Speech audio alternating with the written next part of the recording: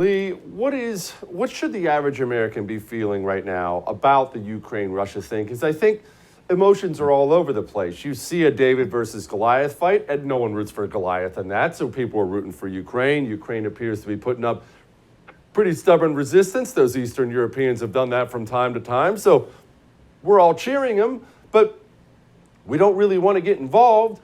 And we sure don't want to pay $6, $7 a gallon for gas. What should the average American take from all this right now? Well, I think a very important thing for your great audience to understand is that what we have is a lot of noise coming out of the Biden administration. When the Biden administration is talking about, and look, by the way, of course, Vladimir Putin is a ruthless dictator.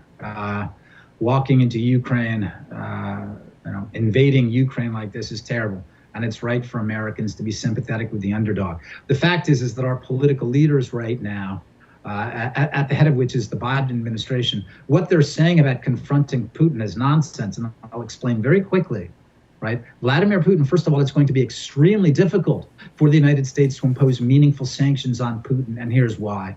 Because the Russians right now are negotiating with the United States over the Iranian nuclear program. Right? The Americans have not been negotiating with the Iranians directly. The Russians have been Iran's interlocutors. The Russian foreign minister said over the weekend, should the United States continue to push us like this, we'll have to all reevaluate the Iran nuclear deal, right?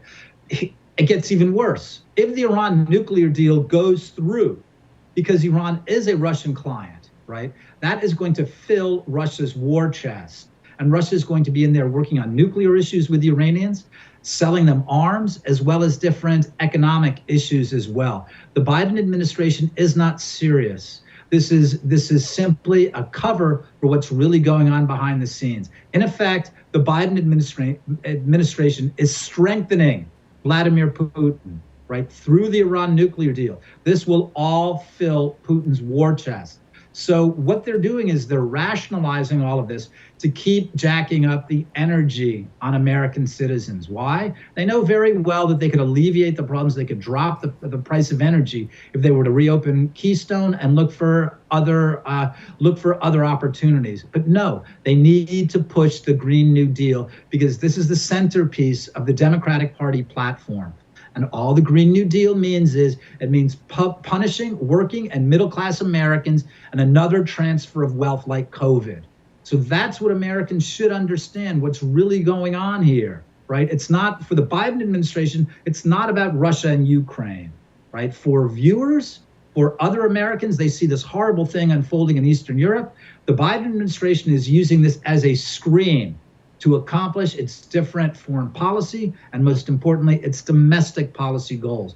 So if we can all step back and see what the Biden team is really up to, I think that's going to help clarify the issue for lots of Americans and for them to be able to make their own wise decisions. Lee, thank you for making us smarter. As always, my brother, I appreciate you. Hey, thanks so much for watching The First on YouTube. If you liked what you saw, go ahead and like and subscribe. You heard me, like it, subscribe. You'll get a lot more of it and a lot more of me.